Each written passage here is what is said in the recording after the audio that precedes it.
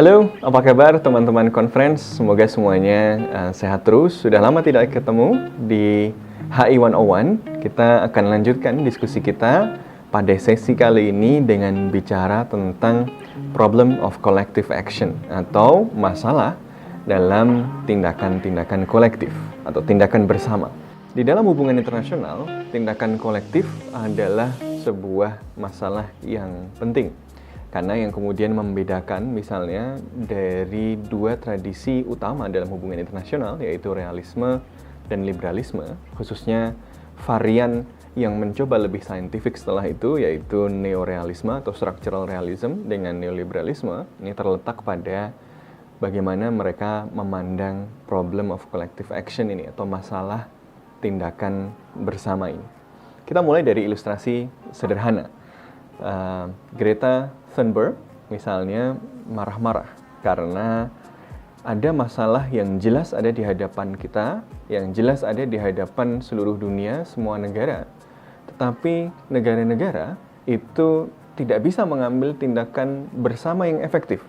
Sudah jelas masalahnya adalah masalah bersama, solusinya hanya bisa dilakukan sebagai solusi bersama, sebagai sebuah collective action, tetapi collective action ini tidak bisa terjadi.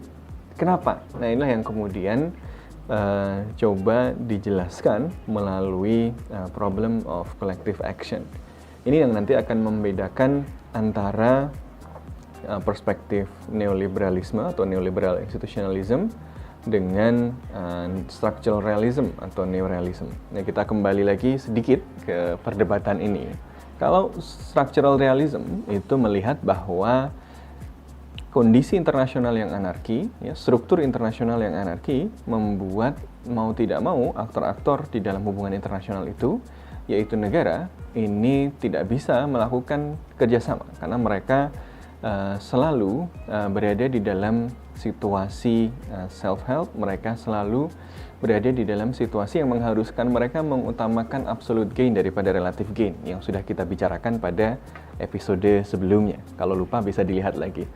Nah, tapi kalau neoliberal institutionalism melihat bahwa kutukan ini, kutukan ketidakmampuan aktor-aktor hubungan internasional untuk bekerja sama ini bisa diatasi ketika kita bisa mengatasi problem of collective action ini.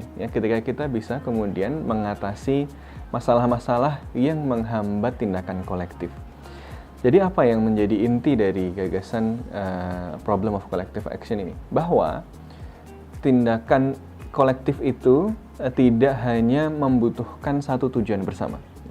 Meskipun kita punya satu tujuan bersama, kita punya satu kepentingan bersama, satu cita-cita bersama, itu tidak cukup untuk mendorong aktor-aktor bertindak dalam sebuah kerjasama yang efektif. Kenapa? Karena ada banyak hal yang membuat tujuan yang sama ini bisa memunculkan outcome yang berbeda-beda dari sisi kepentingan si individu-individu aktor ini. Jadi misalnya salah satu yang paling sering digambarkan adalah problem free riding, seperti yang disampaikan oleh Mancur Olson misalnya, yang kemudian bicara tentang bagaimana ketika ada satu tujuan bersama, belum tentu aktor-aktor itu mau bekerja sama. Kenapa? Karena untuk melakukan satu tindakan bersama itu ada cost yang harus dikeluarkan oleh masing-masing individu. Sementara hasilnya nanti akan dirasakan secara kolektif.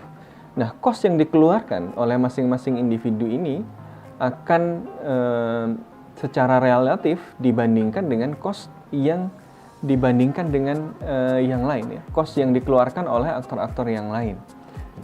Sehingga ada kecenderungan misalnya, untuk mencegah pemanasan global, ini contoh yang agak konkret, kita membutuhkan kebijakan yang membuat kita mencegah atau mengurangi pembuangan emisi gas rumah kaca sekian persen.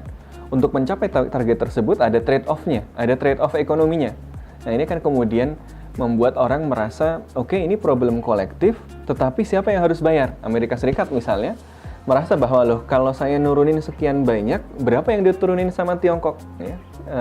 EU akan berpikir hal yang sama dan seterusnya. Sehingga meskipun semua orang tahu bahwa ini masalah yang kita harus hadapi bersama, tetapi mereka tidak jadi mengambil tindakan kerjasama karena kos yang mereka keluarkan itu bisa jadi berbeda, dan perbedaan ini kemudian memunculkan keuntungan relatif yang berbeda-beda tadi. Ada yang merasa kemudian dirugikan, ada yang merasa, ada yang mau free riding gitu ya. Saya membayar biaya besar dengan mengurangi emisi gas rumah kaca saya. Publik semuanya untung dengan ini. Tetapi karena saya mengurangi emisi gas rumah kaca, ekonomi saya jadi lebih lemah, jadi disalip sama Cina.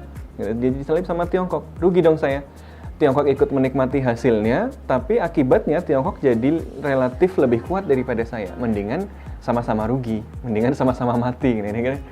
Problem of collective action ini membuat semua orang tahu bahwa tujuan bersama itu penting, tapi semuanya jadi tidak bertindak karena akan ada yang lebih diuntungkan dari ini. Ada bahaya free riding di sini. Nah, berbeda dari neorealisme atau structural realism yang percaya bahwa hal ini akan sangat sulit diatasi, neoliberalisme atau neoliberal institutionalism karena masih liberal ya, dia percaya pada kemungkinan progres.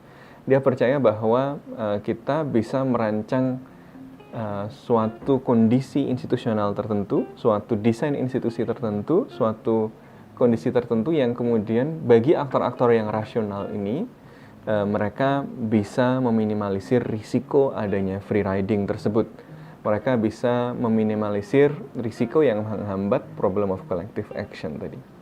Nah, inilah yang kemudian menjadi concern dari para pemikir neoliberal institutionalism. Ya, mereka merancang gimana sih aturan atau tata cara atau desain kelembagaan yang memungkinkan kita bisa mengatasi problem-problem dari collective action ini. Nah, disinilah kemudian game theory ya, dan berbagai macam permodelan lainnya masuk.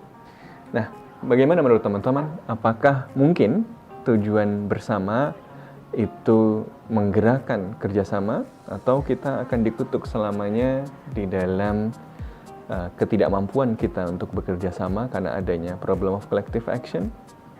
Share your thought, terus berpikir bersama-sama.